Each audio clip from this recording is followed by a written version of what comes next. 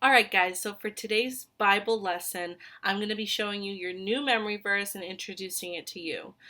We won't be starting our new story until tomorrow because I have something special planned. Hopefully, it works out for tomorrow's video. But I do want to introduce what it's about. But before we do that, let's go over your new memory verse for this week. Alright, so here's your memory verse. Your memory verse is Ephesians 5, verse 2. Live a life filled with love, following the example of Christ.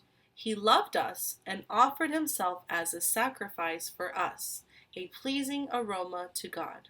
Ephesians 5, verse 2. Now, the verse is telling us to live a life filled with love, which makes sense, and to follow the example of Christ, which is what our whole stories have been about lately. To do what Jesus did and be a friend to the friendless, to have good friends in your life, to be a good friend to those in your life. And it says he loved us and offered himself as a sacrifice, which is about what we talked about the week of Easter. He sacrificed himself for all of us. He died on the cross. And it says at the end, it's a pleasing aroma to God. An aroma is like a smell or a scent. Usually smells something that smells good. So it says a pleasing aroma to God was the sacrifice that Jesus was. And because he died on the cross for our sins. And that was, even though that hurt God, it was pleasing because it was the sacrifice, the ultimate sacrifice for us, his children, who he also loves so much. So that's our memory verse. Now I'm going to show it to you with the hand motions. Ready? Live a life filled with love, following the example of Christ. He loved us and offered himself as a sacrifice. This is Jesus on the cross, a sacrifice for us, a pleasing aroma to God. Ephesians 5, verse 2. So in the hand motions, you see me going, live a life. In sign language, when you do this with the, like you make L's and you put it up, that means life. So live a life, and then we're going to fill it up, filled with love. Following, we're following instructions here and in that direction, following the example of Christ.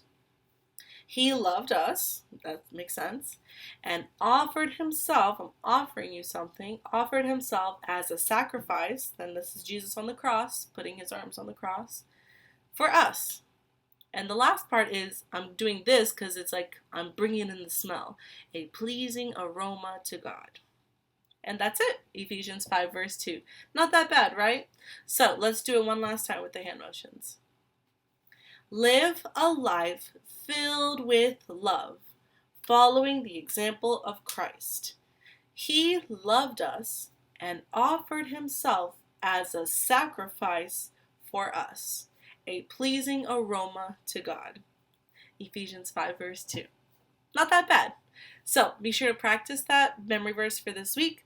Be sure to write it 3 times each in OneNote. That's your assignment for today.